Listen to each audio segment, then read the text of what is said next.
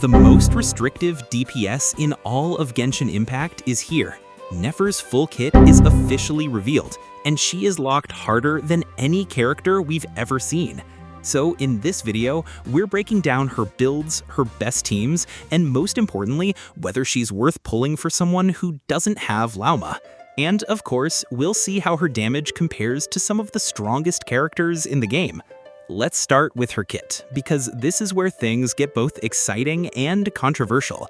Nefer is an on-field Dendro DPS, and just like most Dendro units, her damage scales directly from Elemental Mastery.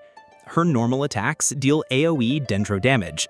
If you hold her skill, she dashes forward quickly, a mechanic that looks more like an exploration tool. Her elemental skill, Senate Strategy Dance of 1,000 Nights, puts her into the Shadow Dance state if she has at least one Verdant Dew stack. In this mode, her charged attacks transform into Phantom Performance, unleashing up to 6 enhanced hits. This will be her main source of damage. Her elemental burst, Sacred Vow True Eyes Phantasm, delivers 2 massive waves of AoE Dendro damage, and the scaling here is heavily tied to her elemental mastery. But the real twist comes with her passives. Bloom reactions are converted into Lunar Bloom. No more Dendro cores. Instead, you gain stacks of Veil of Falsehood.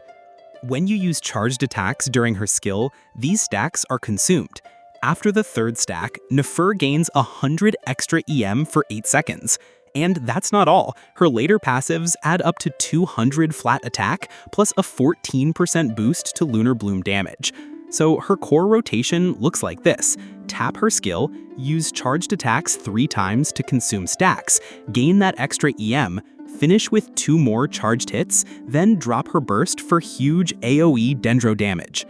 And yes, as a Catalyst user with a unique charged attack playstyle, Nefer's combat animations look flashy and bring a fresh style of gameplay to Genshin.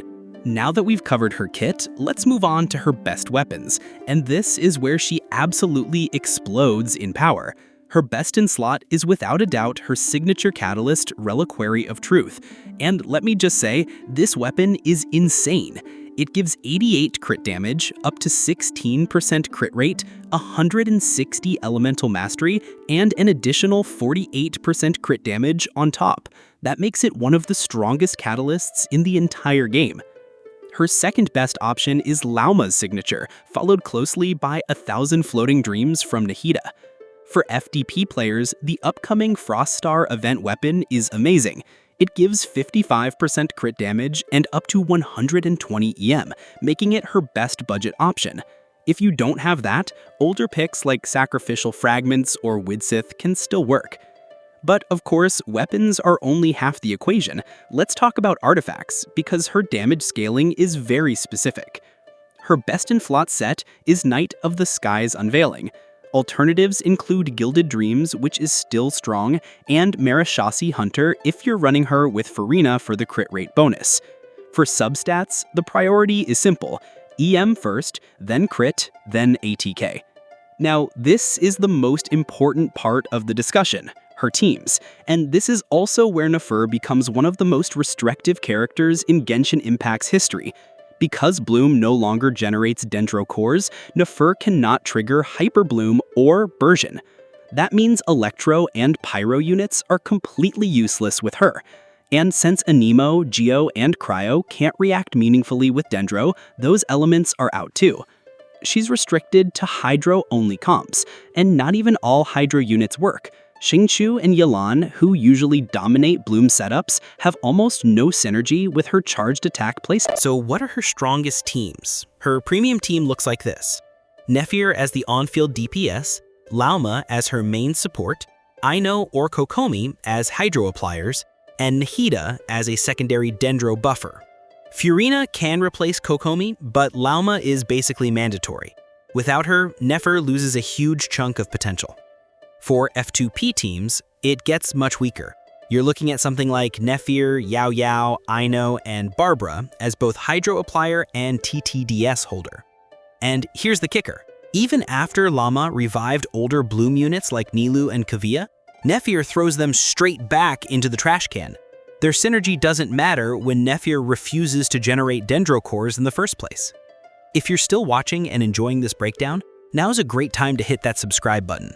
It really helps the channel grow, and it makes it possible for me to keep covering new updates and meta shifts like this.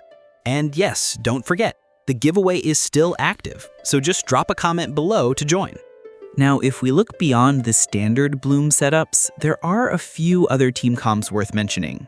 Running Nefer in a double DPS setup with Neuvillette is also a strong option, since her on-field time is actually quite short.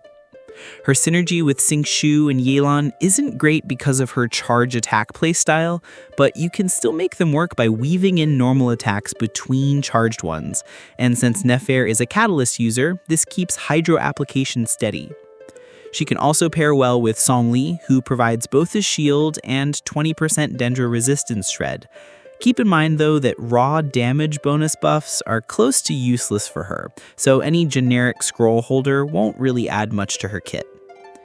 Alright, so how strong is Nefer compared to other top DPS characters in the game? Let's talk numbers. Even with her restrictions, Nefer ranks herself in the top 5 DPS units overall. She's sitting very close to Varesa's overload damage, which is impressive.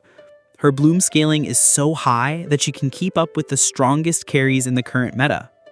And remember, her team options are only going to get better. With upcoming nod-krai characters, especially Columbina, Nefer's synergy could change completely. Right now, she desperately needs another Hydro support. If Columbina fills that role, Nefer's future best team might be Nefer, Lauma, Columbina, and Aino. So with all that said, let's wrap this up with the final verdict. Nefer has insane scaling, a flashy new charge attack playstyle, and one of the strongest signature weapons Genshin has ever released.